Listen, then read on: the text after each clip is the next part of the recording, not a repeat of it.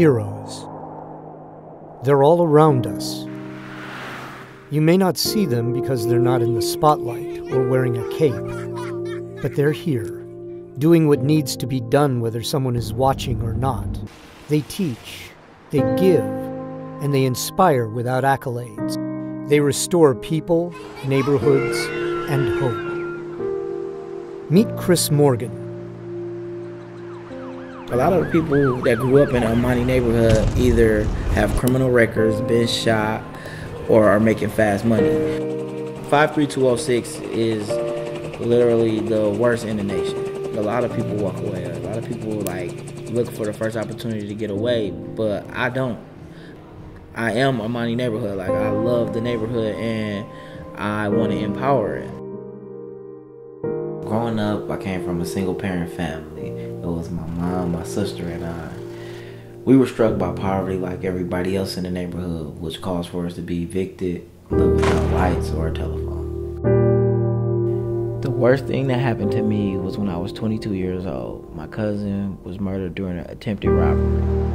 We actually were standing right here, and when we parted ways, some guys came and tried to rob him, and they actually shot him, and he took his last breath over here on these stairs. When that happened, it made me realize that life can be taken at any moment.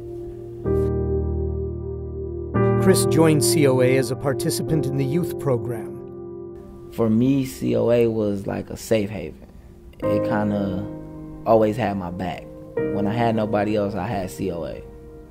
Chris saw the positive impact that CoA had on the neighborhood and wanted to be a part of that momentum. Later, as a staff member at CoA, Chris saw the human potential that many overlooked. I wanted to show the world that there actually are a lot of intelligent and bright young people in this area. On top of organizing neighborhood cleanups, working full-time at CoA, and volunteering at church, Chris became a trusted friend and mentor to many. He opened his home and wallet to those who could benefit. When a group of CoA teens asked Chris to organize and coach both a charter and an AAU basketball team, he agreed, under one condition. I told them if they can commit to making good grades, then I can commit to paying for the basketball team. And so a lot of parents couldn't afford to pay for AAU, which is very expensive due to travel, hotel fees, clothing, shoes. It's a host of things that you have to pay for, which can be very expensive. And so I told the young men if they can produce good grades, then I would cover all fees. So they produced good grades, so I had to produce the basketball team. Basketball isn't just basketball. It's actually a buy-in to life, which is like young men learning to work together as a team.